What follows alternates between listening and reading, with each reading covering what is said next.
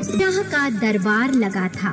तभी राज्य के सूबेदार ने बादशाह से सिर झुकाकर कहा, हुजूर, हमें राज्य का हिसाब किताब जांचना चाहिए। तुम ठीक कह रहे हो सूबेदार।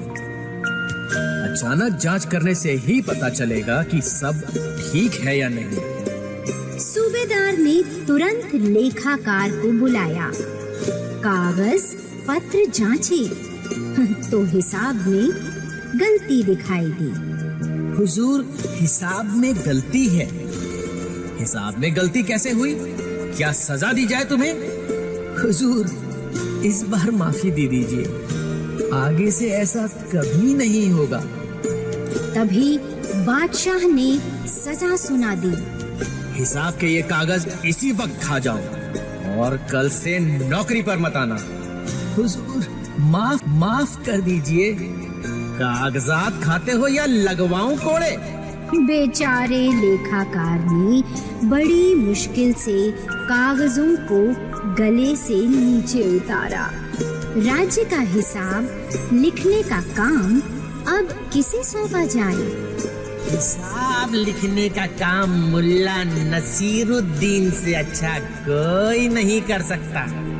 मुल्ला नसीरुद्दीन से ईर्ष्या करने वाले दरबारी यह सुनकर बहुत खुश हो गए। मुल्ला जी, आज से राज्य का हिसाब आपको लिखना है। हिसाब में यदि कोई गलती हुई तो आपका हाल भी इस लेखाकार जैसा ही होगा। जी हुजूर, जैसा आपका हुक्म। मुल्ला नसीरुद्दीन को लगा कि मेरी भी कभी कागजात खाने की बारी आएगी। कोई उपाय तो खोजना ही पड़ेगा। कुछ दिनों बाद मुल्ला राज्य का हिसाब लाए हैं, तो लाइए, मुझे दिखाइए। हुजूर, लीजिए, यह रहा राज्य का हिसाब। भूल चूक लेनी देनी। अरे, हिसाब के कागजात के बदले आप इतनी बड़ी बड़ी रोटियां क्यों दिखा रहे हैं? इन रोटियों पर ही मैंने राज्य का हिसाब लिखा है। ऐसा क्यों मुल्ला?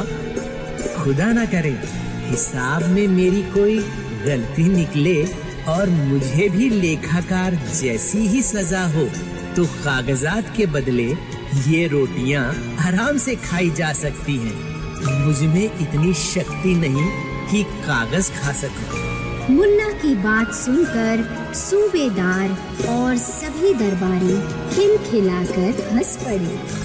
आपने मेरी आंखें खोल दी मुल्ला जी। किसी भी मनुष्य से गलती हो सकती है। अब हिसाब लिखने का काम फिर से उस लेखाकार को सौंपूंगा।